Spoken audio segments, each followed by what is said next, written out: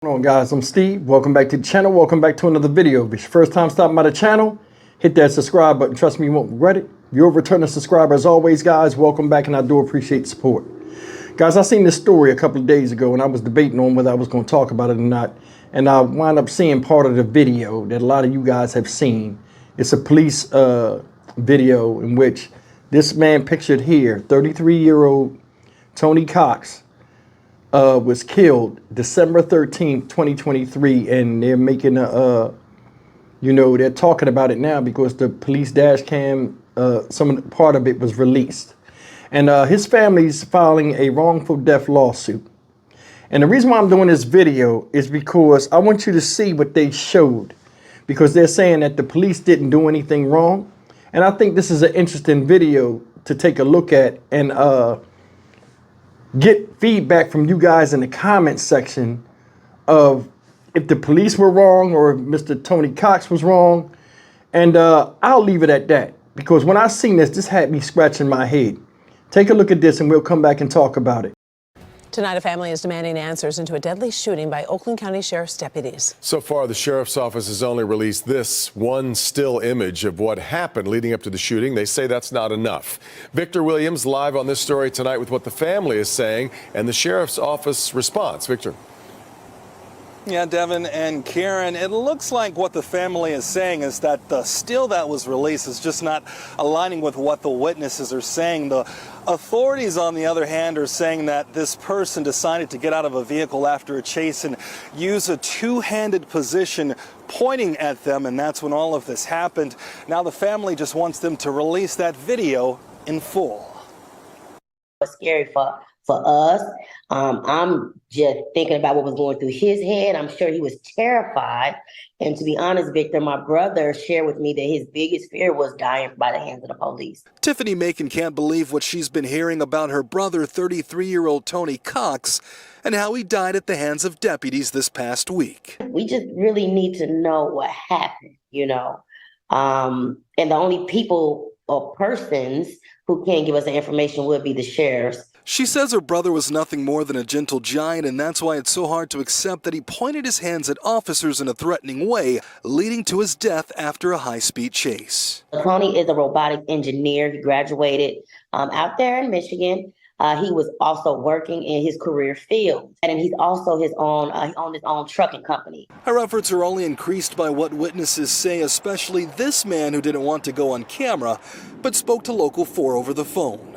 I didn't see no weapon, and it don't look like to me he was pointing anything. And on top of that, if they were in front of him, why did this guy take all these shots in his back? I mean, I didn't see him get hit nowhere but in his back. Regardless, the family wants the truth. We just want answers, literally so my mom, my family can rest and understand what led up to that point. Now, we took all of these concerns to the Oakland County Sheriff's Department. We went there in person and we made several phone calls trying to see if they would release that video by any chance or maybe make a comment. But unfortunately, at this point in time, that has been unable to happen. Victor Williams, Local 4, back to you. But we begin tonight with the family demanding justice after the death of their loved one. Welcome to 7 News Detroit at 6. I'm Carolyn Clifford. And I'm Mike Duffy. Thank you for joining us. Tony Cox was shot and killed by Oakland County Sheriff's deputies during a traffic stop back in December of 2023. This is new dash cam and body cam video obtained by 7 News Detroit showing the incident that led to the family filing a wrongful death lawsuit. 7 News Detroit reporter Randy Wembley takes us inside the video and has reaction from the man's family. You might turn the car off real fast for me? We're getting a first look at the body-worn camera footage of the deputy-involved shooting death of Tony Cox. It happened in Pontiac on December 13th, 2023, as Oakland County Sheriff deputies stopped Cox's vehicle, saying it looked similar to another car tied to a shots fired call 4 days prior. Okay, I'm scared. Relax, don't do that. Don't. Cox is met by several deputies during the stop. He tells them he's afraid. He then maneuvers around the deputy's vehicle and drives off. The sheriff's office says he nearly struck one of the deputies. Cox's vehicle was stopped soon after as the deputy performs a pit maneuver on his car. Cox gets out, hands clasped, and extended towards officers, but he did not have a gun. The first shot rings out.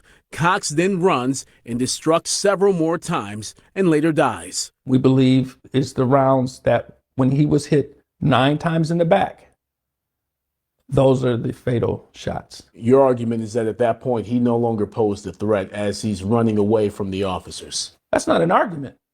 That's a fact. Attorney Todd Perkins and Joel Sklar are representing Cox's family in a wrongful death lawsuit against the Oakland County Sheriff's Office. I just believe that there could have been a better way. If he's telling you he's scared, he gave you the information that you asked for with no problem. The Oakland County Sheriff's Office says its deputies did nothing wrong. An investigator from the Ingham County Sheriff's Office reviewed the incident along with all of the body-worn and dash cam footage, concluding any reasonable police personnel presented with these case facts would have believed the suspect, Tony Cox, posed a threat of serious bodily injury and or death to deputies. It is also my opinion that after the suspect assumed a shooting stance and began to run from the scene of the crash, any reasonable police personnel would believe the suspect was armed, had just committed violent felonies, and that he posed a present danger to the police officers on the scene as well as to the public at large. The Oakland County Sheriff's Office says its deputies' actions were objectively reasonable given the circumstances. Perkins says he and Sklar are moving forward with their suit, intend to get justice for Cox's family. It definitely confirms everything we've been feeling, that he should still be here, and we miss him dearly. Randy Wembley, 7 News Detroit. Guys, that's the story of Mr. Tony Cox at 33 years old. He wound up losing his life out there in Pontiac, Michigan. Now, what do y'all think? Leave me a comment in the comment box. You know what I'm saying? Of what you think, who you think was right and who you think was wrong. Because I'm going to be honest with you. Oh, God, here we go. I'm going to be honest with you. That was some stupid ass shit he did. That was stupid. And, his family, and shout out to them. And, you know what I'm saying? Prayers and condolences do go to them. It's always hard losing a loved one, especially at the hands of the police. When, people think, it could have been handled different, like his sister said and stuff like this. But the bottom line is this. Regardless of those being police and him being civilian, it's still strangers meeting strangers, and they both men. A lot of times women talk and they always, speak with feeling, which the sister did. And it's no offense to her, but I mean, we got to look at this for reality. Anytime two strange men meet, regardless of the situation, there's always a testing of wills somewhat. You know what I'm saying? As far as like, what I mean by that is like, as far as like, both of them demanding respect. Let's leave it at that. Now, she said, oh, it could have been handled differently because he said he was scared. Okay. If he's scared, why would you attempt to drive away while they pull guns on you? You see what I'm saying? Another thing is this. How come you couldn't just listen to what they said? I've been pulled over a lot of times, and a lot of other people have too. And we already know these motherfuckers be scared a lot of times when they come up on you, especially at night. So you don't make no sudden movements and you listen to what they got to say. You know what I'm saying? If not for your own survival, for theirs, it is what it is. This guy right here to me seemed like he ain't want to hear none of that. Oh, I'm scared. And they're like, okay, cut the car off for a second. You know what I'm saying? He was in a residential neighborhood. No. And he started slowly, I guess, thinking about it. And then they telling him to stop. They could have shot him there, but they didn't. He took off. They pit maneuver him. He jumps out the car and acts like he has a weapon, which they said he found that he didn't have none. But the thing is this, when he puts his hands up like this, nobody's focusing to see if he got a gun before they shoot him. So the lawyer's saying, oh, we're worrying about the shots in the back. What if he pulled the gun when he had it up like this, making a movement like he's going to shoot somebody, which I don't understand. As smart as they say he is, why would he do something dumb as that?